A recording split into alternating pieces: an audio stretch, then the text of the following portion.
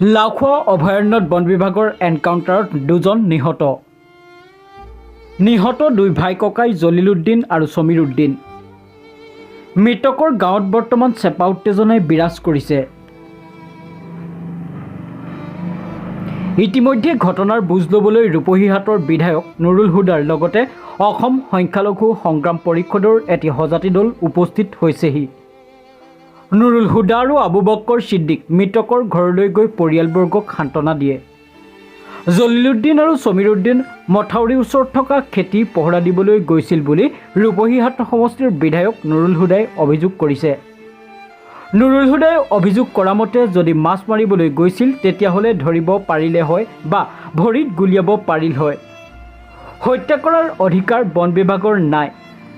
জঘন্য অপৰাধ সংগঠিত কৰা বন বিভাগৰ বিৰুদ্ধে তদন্ত কৰিব লাগে বুলি নুৰুল হুদাই মন্তব্য কৰে। সংখ্যালঘু সংগ্ৰাম পৰিষদেও ঘটনাৰ তদন্ত কৰিবলৈ অনুৰোধ জনাইছে অসম চৰকাৰক। News desk report, Indian fast news. সংগঠিত হ'ল দুজনকৈ মাছমৰীয়াক এনকাউণ্টাৰ কৰিলে বন বিভাগে। আপুনি আহি স্থানীয় প্ৰতিনিধি হিচাপে ঘটনাৰ বুজ লৈছে, কি পালে কি ক'ব? মাছমৰীয়া বুলিও এতিয়ালৈকে প্ৰমাণ হোৱা নাই। মই ইতিমধ্যে ৰাইজৰ লগত যিখিনি কথা বতৰা পাতিলোঁ, যিটো জানিব পাৰিলোঁ, ইয়াত তেওঁলোকৰ খেতি বাতি আছে, মহে গাহৰিয়ে খেতি বাতি নষ্ট কৰে বুলি কৈছে আৰু সেইখিনি পহৰা দিয়াৰ বাবেও তেওঁলোক যাব পাৰে বুলি কৈছে মোক। যিয়েই নহওক, যদি মাছ মাৰিবলৈও গৈছে তেওঁলোকে কৰায়ত্ব কৰিব লাগিছিল, কৰায়ত্ব কৰি জেল হাজত লৈ পঠাব লাগিছিলে। যদি দৌৰি গৈছে, পলাব ধৰিছে, দৌৰিব নোৱাৰিব, বলিত গুলি কৰি তেওঁলোকক আটক কৰিব লাগিছিলে। কিন্তু এজন মানুহক হত্যা কৰাৰ অধিকাৰটো ফৰেষ্টৰ বিষয়াসকলক দিয়া হোৱা নাই, তেওঁলোকৰ অধিকাৰ নাই। গতিকে এনেদৰে যদি অন্যায় অত্যাচাৰ কৰে তেতিয়াহ'লে অসমত শান্তি বিঘ্নিত হ'ব। আজি ইয়াত যি দুজন, আব্দুল জলিল, তাৰ বয়স হ'ল 40 বছৰ, সমীৰ উদ্দিন, তাৰ বয়স হ'ল 32 বছৰ, প্ৰায় 8-9জন, দুটা পৰিয়ালৰ 10-12জন সদস্য। তেওঁলোকে দিন হাজিৰা কাম কৰি খায়, মানুহৰ মাটি খেতি আদি বাকী কৰি খায় আৰু তেওঁলোকক এনেদৰে হত্যা কৰাটো সমীচীন হোৱা নাই। গতিকে আপোনালোকৰ চেনেলৰ জৰিয়তে মাননীয় মুখ্যমন্ত্ৰী মহোদয়ক অনুৰোধ জনাব বিচাৰিছোঁ যে যদিও তেওঁলোকে মাছ মাৰিবলৈ গৈছিল, মাছমৰীয়া হয়, তেওঁলোকক ধৰি কৰায়ত্ব কৰি জেল হাজতলৈ প্ৰেৰণ কৰিব লাগিছিলে।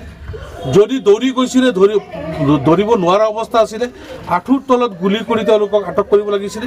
কিন্তু সেইটো নকৰি একেবাৰে প্ৰাণে হত্যা কৰিলে।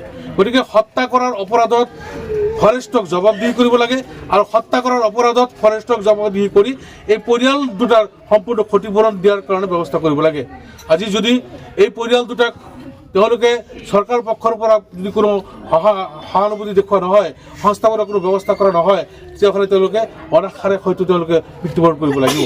গতিকে মই আপোনালোকৰ চেনেলৰ জৰিয়তে অসমৰ মাননীয় মুখ্যমন্ত্ৰী মহোদয়ক অনুৰোধ জনাইছোঁ যে যি দুজনক হত্যা কৰিছে সেই হত্যাকাৰীৰ বিচাৰ হ'ব লাগে আৰু তেওঁলোকৰ পৰিয়ালক কম্পেনচেশ্যন দিব লাগে, সাহায্য দিব লাগে, যাতে তেওঁলোকে ভালকৈ পৰিয়াল দুটা চলাই যাব পাৰে আৰু ভৱিষ্যতে যাতে এনেকুৱা কোনো ঘটনা সংঘটিত কৰিব নোৱাৰে তাৰ ফৰেষ্টক নাকি লগোৱাৰ কাৰণে মই আহ্বান জনাইছোঁ। ইয়াতে আৰু এটা কথা আপোনাক যিহেতু বনকৰ্মীয়ে লাওখোৱা আপোনাৰ বৰ্তমান সময়ত গিজগিজাই থাকে, এই গিজগিজাই থকাৰ ফলতো কেনেধৰণে সোমাব পাৰিলে এই ক্ষেত্ৰত আপুনি কি প্ৰতিক্ৰিয়া দিব? সেইটো তেওঁলোক পহৰা দিয়াৰ বাবে চৰকাৰে ফৰেষ্টৰ বিষয়া কৰ্মচাৰীসকলক মোতায়েন কৰি ৰাখিছে আৰু তেওঁলোক পহৰা অৱস্থাত থকাৰ পিছতো ভিতৰত কেনেকৈ মাছ মাৰিবলৈ যায় সেইটো এটা সন্দেহৰ আৱদ্ধ আছে। গতিকে মই ইয়াৰ এটা ন্যায়িক তদন্ত বিচাৰিছোঁ, ন্যায়িক তদন্ত হওক আৰু তদন্তৰ দ্বাৰা যিসকলে দোষ সাব্যস্ত হ'ব তেওঁলোকক বিচাৰৰ কাঠগড়াত থিয় কৰাব লাগে।